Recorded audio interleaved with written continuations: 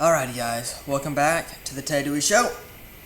I am Taylor Duhan, and today we're going to be reacting to, guess what, another Jubilee middle ground, death penalty, anti-death penalty, which is right. So, let's get right into it. There was a woman who set her husband on fire, killed him for raping her 7-year-old daughter. She found him, murdered him. And yes, she deserves a death penalty. What? She can, no. Hey. Those against and in favor of the death penalty together. And just we're dialogue about the differences and similarities.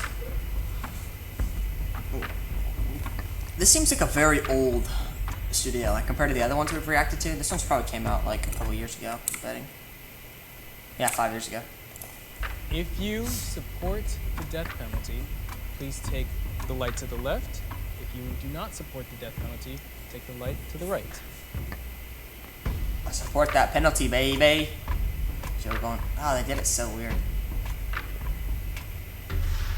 First statement, step forward if you agree. If you do not agree, if it is not true for you, stay exactly where you are. Let's see. Having a death penalty deters people from committing crimes. This is a clear fact. Clear fact. Punishments deter actions. So, if there's no crime for murdering somebody, why everyone would murder. Not everybody, but murdering would be more rampant because there's no incentive not to do it. So, I mean, yeah, that's clear. It's an obvious question, you know. It's obvious. It's true. I'm surprised they didn't walk forward. Like, I'm genuinely surprised the other team. Like, that's a clear, logical answer. Punishment, yeah, see, look, even she walked forward. Look, she understands. She understands. I don't know that any regular human, the average human, which is who we're speaking about, would risk their life when that survival instinct is so incredibly ingrained and so strong. That's the foundation of my entire argument, the reason why I stay on the left-hand side. Not because I feel that capital punishment should be handed out, dished out to everyone that commits a crime. No, I'm talking about the idea that, in my opinion, capital punishment is a deterrent. It influences the way people behave. Look at Michigan abolished Very true. capital punishment in 1858. Look at the crime rate in Michigan right now. So let me ask you guys. Your child grabs a vase purposefully. You see them. Grab the vase, smash it on the ground, look you dead in the eye. Are they deserving more punishment? Yes. Yeah, of course. Are they aware of their actions? They're 4 years old. Exactly. They looked you right in the eye. So they know, Exactly. so they know what they did was But wrong. they know what they're doing wrong. But they're Yeah. 4 years No, old. no, no. They know what they're doing wrong. It's like a challenge. You know, they're going to continue to do the same thing over and over, and Yeah, they're but going to keep you're- testing. you're What in if, that- kind of what if in I that told you that 1 to instead of 5. punishing that child, you spoke to that child? Sold. People, though, might not have I think what people think about the death penalty is every single crime is like the death penalty. No, it's only serious crimes. I believe, personally, I'm pro-death penalty, pro-capital punishment, but it's only specifically in a couple of cases. One is rape and incest. Any sexual crime, severe sexual crime, like rape, I think is castrated or killed. Like, you know what castrated is? It's, you jump kind of action down there. That happens. That's castrated or killed, depending on the severity of the crime. And murder. There might be another one, someone brings it up, I'm not sure. But, murder, yeah. I think those are the only two exceptions for death penalty. all the information in the way that a 4-year-old doesn't have all the information. Disagreeers.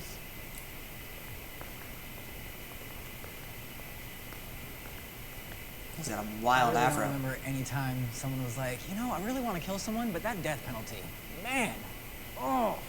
No, it just doesn't make sense to me that that's a deterrent. If anything, a human connection to someone, like to themselves or their family or someone they care about, has been the biggest deterrent in my idea, of course.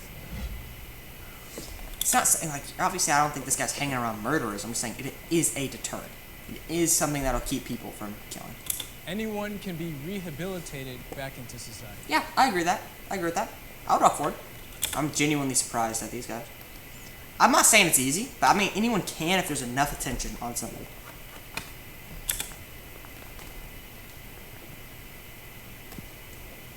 Absolutely. Absolutely, y'all. Here's the thing. I think this is probably the most hippie part about my whole thinking is that unending optimism for people, that I know better than to give up on someone. Oh, no. I believe anybody can be rehabilitated, but I don't think some people, like Ted Bundy, I think he should get the death penalty. I I agreed with the first half of the sentence, but not the second. And that I think anybody can be rehabilitated. That doesn't mean that they're going back into society.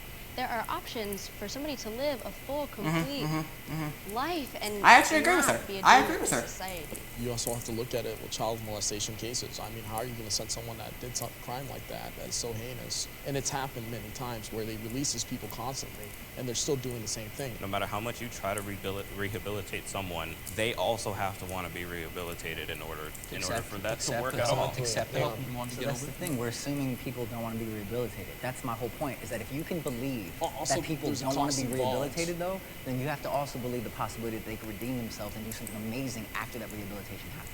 For those people that are just like past rehabilitation, are they deserving of death? Is that what we've come to?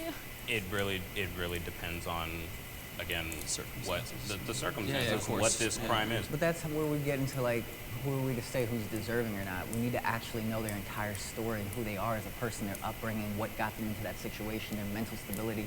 All of those things can be taken more into consideration. But that goes to say Right. that once you read their book that you're going to be empathetic, and it's clear that they've taken the Well, side. you can't have empathy No, when yeah. families have lost their Yeah. kids due to There's those killings. no That's way, the shape, or form. entire most important time to have empathy. No. Yes. That's the whole point. Yep. Is when families have I gone through can't- that I to can't see understand that. what the family's going through on top of what the person went through. I don't know about that one. Everyone deserves a second chance. Okay, I would walk forward on this one. Everyone deserves a second chance. Not everyone deserves a third, fourth, fifth, sixth, seventh, eighth, ninth chance. So I would walk forward on this one. I would walk forward on this one. Everyone deserves a second chance. Yeah, I would walk forward on that one. Oh, actually no, I wouldn't. I wouldn't specifically. No, actually no, I wouldn't walk forward. Personally, I don't think everybody deserves a second chance, but I do believe that there are people who do deserve it. So it just depends. Again, like I was mentioning earlier, it depends on what kind of crime they're committing. If they killed somebody, I don't believe that they deserve a second chance. But if they did like a lesser crime, like they're stealing something from your store, like candy or something like that, or a TV or a bike, I do believe that they deserve a second chance. Here's the thing for me. This is why it gets hypocritical to me in this kind of discussion, where we all think about the other person of the victim or something like that in terms of second chances. But the whole biggest idea, we really confront this idea, is if it was us. Would I want a second chance if I knew I messed up on something, however heinous or big it was, or how... See, yeah, I would want a second chance to. But if I murdered somebody, no, especially like premeditated murder, absolutely not. Like I would want it, but I don't deserve it. I want that second chance for me, and for at least my family and friends. That's the least I want. So that's why I know it applies to everyone. I think it depends on what the second chance is. That doesn't mean that there's absolute re-entry into society. A second chance often means giving someone their life. Just say a horrendous crime that someone raped and burned someone alive. It's a horrendous crime. To just let them out in society, that's too much of a second chance. But from within the confines of prison for such a heinous act, that you do get a little bit more. Yeah. Yeah, just want to go back to the statement. People deserve chances. Does every single person deserve a second chance? In my opinion, no, because maybe what the crime that they committed. Then you're talking about, I would love to have the chance to have a second chance. There's a difference between I would love to have it and I deserve it. Yeah. I think I'm a little confused about where it is that this line is drawn, because that makes the difference between a second chance, between life and death, between consideration and no consideration. I think it does start with obviously the crime that you commit. There's a difference between intentionally and unintentionally killing Okay, a person. so what if I put a pillow over a woman's face versus if I chop her up? That's Both of those are murder. So ending someone's life, that is the height of violence. Pre-med, if it was calculated, I don't think you deserve a second chance. And in my opinion, for a crime like that, no, I don't care. I have no remorse. I have no mercy for anyone who kills anyone. Okay, there was, I spoke about this the other day. There was a woman who set her husband on fire, killed him for raping her 7-year-old daughter. Yep. She found him, murder. Death penalty. Not because of the acts of the husband, because it was Actually, no, hold on. It depends the duration of time between the murder and the... This is going to sound really weird, but so there's a difference between premeditated and active passion murder. Active passion is right as she found out, she went and go killed her husband. That's different. But if she found out and a couple months later she's planning out this plot to kill her husband, that's different. So she didn't give enough information on the story for me to give an exact answer of my opinion. But I would say if she premeditated the murder, which means she's plan by plan, step by step, planned out this murder for a period of time, which is a decent amount of time, like a week or more, I would say, then she deserves a death penalty. But if it was an act of passion, she found out she's looking for her husband, looking, and then found her husband, then killed him, no. I just believe she gets prison time, but it's completely two very different circumstances. That was not self-defense. That's revenge. It was premeditated. That's revenge. That's Yes, my opinion. and yes, she deserves the death penalty. It is What? still she can listen. She can go through the legal. I don't care how much it hurts. I understand that. I understand it, but you still need to go through the legal process like everybody else. You don't take it into your own hands to go and So you guys to talk go about and. the death penalty like it's global justice, like you're doing something for the world, like You you're are. removing a threat. But that woman was doing some global justice if I ever heard it. That was not her right to do, though. That's not But how how it is works. it that you say that a jury of your peers, that we as citizens, we as the constituency, we have that right then? What, because we have numbers? Because it's illegal, not illegal, legal killing authorized by the government with a jury. And the jury has to be, these people don't understand the death penalty, the laws of the death penalty. The death penalty takes years to go through. Like, it takes several years if there's not 100% factual evidence. It takes years for the death penalty to go through because they check everything on the death penalty. They go through every piece of evidence over and over and over, and they keep checking it for years. That's how the death penalty works. It's not like overnight, oh, guilty, death penalty. That's not how it works. That's not how it works. So it takes a good while to get the death penalty. Just some elaboration on that. We have I mean, some process. A death supporting penalty it? is a state sanctioned homicide. It still is a homicide, but it is decided by multiple people. I know, At who that are point, we? Here's the thing. I think we need to go above the legal system in this dialogue because it was legal to have slaves. Yeah, exactly. Yes, Yeah, exactly. that Yeah, was So yeah. whenever legal we And say that the was legal also- system, we have to go beyond Yeah, this. and that was This also is where our abolished. ideas transcend what we're talking about. If someone genuinely You can't equate slavery to capital punishment. There's two very different things. apologizes for a crime, their punishment should be reduced. It depends. This is a very... let me go to the proper hook. There you go. If someone openly apologizes for a crime, their punishment should be reduced. It depends if they're sincere, but you can't really know if they're sincere. So, I mean, you can tell that they're genuinely regretful and sorrowful of what they did. I believe there should be some reduced time. I don't know. It's still, like, unless it's like a quadruple homicide, then no. But if it's like a small crime, like stealing or something of the sort, then yeah, I believe so. But if you can't, like, I don't know. It depends on the crime. It depends what the crime is. Depends what the crime is. I would expect maybe some of these guys. I don't know. I think about it a little differently. I just want to. The thing is, like, of course, it's the hardest part of this concept, this idea, is how do you judge someone's genuine authenticity and their apologeticness, right?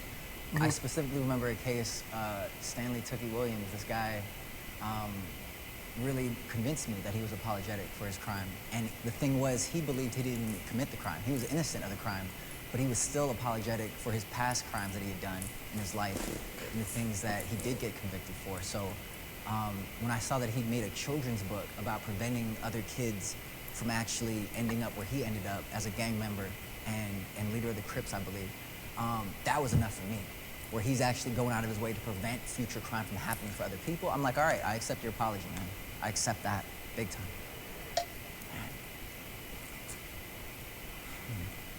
There's no way of validating an apology. I mean, like, how do you know if they're apologizing or lying? You know, that Exactly. happens a lot. I mean, there are people who seem so genuine and behind their eyes, they're not. you don't they're know, not yeah. truthful. Let's just say a gang-on-gang violence. Just say that a gang member did a hit on a house of a opposing gang member and their family. Let's just say, well, a shooting, he killed 3 people. Just say eventually he did apologize. It doesn't matter. He still killed someone, and he should still serve a life still sentence happened. with it. What if this person did so much to redeem themselves or account for that and actually showed their genuine apologeticness behind it? What if Still they- happened. I do not That's care. the whole thing. I do You not don't care. I don't Okay. care. Is that they commit murder, Okay. they get life in prison. No death penalty. They get life in So if prison. they became Mother Teresa after this? Nope. No? Life in prison. Okay. They get to Got it. see their life behind bars. I Went think through it's the whole important to process. consider the due stress that this gentleman is under. He's in a gang lifestyle and a gang environment where he's gonna get his ass beat if he does not go make this hit. Even in military crimes, Yep. like in World War II, all those people that followed orders, yes, they were guilty of those crimes. There are people who oppose. There are people who tried to, within Hitler's own group, tried to kill Hitler. You still, as an individual, chose to do an Yes. action. You can't count on somebody else to have courage in the capacity that you do. You can't count on somebody to be as intelligent or as brave as you are. If we just allow someone just to skirt by like that, we're giving a bad example to everybody else in society, and they're going to think that they can just repeat the same thing, and they're going to get away with it. I believe that anyone can forgive anyone given enough time. Yeah, I believe this. I believe this. I would walk. Anyone can forgive anybody. Just a matter of would they forgive somebody. Anybody can, but I mean, some people won't. Why aren't they walking forward? Yeah, you can talk. Anybody can I just forgive. want to sit on this side. You got- Yes. Sit right here. Yes. I mean, once I read a story about a mother that forgave the killer of her child, I'm like, okay, I believe in it. I believe anything's possible now. Imagine your mother for a second. If someone were to kill your mother, would you be able to forgive that person? Yeah. No. Eventually. It'd be The hard. question was It'd be with hard. time, anyone could. Yeah. With I'm gonna say yes with. No. I could. I mean, it wouldn't be an instant thing. Because I want to know that their actions restrain my life. Their actions, I want to think about them and give them power over me. I would forgive them. It would take probably a lot of my life, but I would. It doesn't mean I would let them be around me. I'd be best pals with them. No. I'd forgive them, though. And actually, here's a definition I'll give you of forgiveness. Forgiveness is giving up what you are owed. That's the definition of forgiveness. So, say you borrowed $10 from me. And I say, I forgive you. Like, and you don't pay that $10 back to me. I say, I forgive you. That means you don't have to pay me that $10.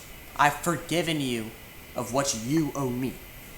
So, it's like a pound of flesh. You take a pound of flesh from me, I can take a pound of flesh from you. If you kill my mom, I can kill your mom. But I forgive you. You don't owe me anything anymore. Even though you killed my mom, you don't owe me nothing no more. I forgive you. That's what forgiveness is. Sure, with time. Unless you've really experienced something like that, you won't know yourself, really. You only know what you feel right now, but unless you were in that motion where it did happen, that mentality, you don't know. Way to traumatize people with that question. Oh. For real. Yeah, first of all, guys, for asking that question about your mother, I applaud you for even giving the consideration to forgive that person. And for myself personally, if something like that did happen to my mom, I would find it so hard for myself to forgive. Yeah, I didn't say it was easy. I didn't say it was going to be easy. It's going to be extremely difficult for you to do that. But I believe it's possible. Who committed that act, knowing that he has destroyed my life, also has destroyed our family's lives. I think I would eventually forgive, but I know there's people out there who would always hold a grudge. I think it justify someone killing my mother. I mean, I can't see myself forgiving someone like that. I heard a great concept about immediately forgiving someone and finding the reasons to forgive them. Like that actually helped me find peace of mind, That's knowing that interesting, that's okay. the guaranteed, like, where I should end up anyway, you know? So back to this concept of our own mothers. If my mother were to commit murder, I would vouch for her to receive capital punishment. Depends on the type of murder. It genuinely does. I mean, obviously I wouldn't want my mother to die. Of course I wouldn't. Of course I wouldn't. But punishment is equal for all. For all. She murdered 20 people. I would hate to say it, but I mean, yeah, that's a fact. I mean, it's a hard question. It's a very hard question, but I mean, yeah. Let's see what they're already anti. Yep. Next guy. Makes sense. That makes sense. I can't, I can't sit here and be a hypocrite and say that I'm for capital punishment. If my own mother would commit a crime that's so heinous, I would be even for her. The law The applies laws, to everyone. Everyone, even my own mother. Yeah. If law enforcement has to abide by the laws, if us citizens have to abide by the law, yeah, mom should too. This is a very troubling thing for me that anybody walked up to these chairs, because one, it's something that I question morally and emotionally about our society, that we're not already crying or feeling some kind of feeling about our own mother being on death row, because now we can easily imagine, if we take it one more step further, that every single person on death row is somebody's mother or father or sister or brother. We can't escape that we'll be sad, but at the same time, they committed a crime and they have to pay for it. That's it for you, Why though? does That's it? it have to be the death penalty, though? Why does it have to be the death penalty? Like, there's Why no would discussion, I be there's no for the deeper death penalty in the emotional- first place on other crimes? Punishment, Sex yeah. offenders, why would I be Punishment, for? And what if they were a sex offender themselves? That doesn't exclude them because they're my parents. Yeah. This one is I very am short. afraid There's missing content. that there are innocent people on death row. Yeah, I would walk forward on that. Yeah. Yeah.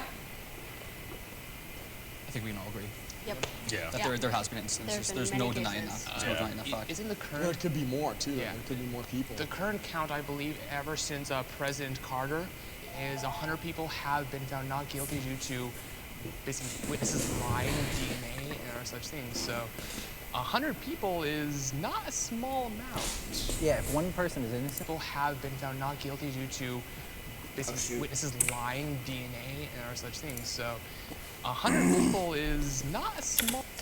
Since President Carter. When was President Carter? What years? Here, let me look that up. When was President Carter in office? Hold on. 77. Hold on.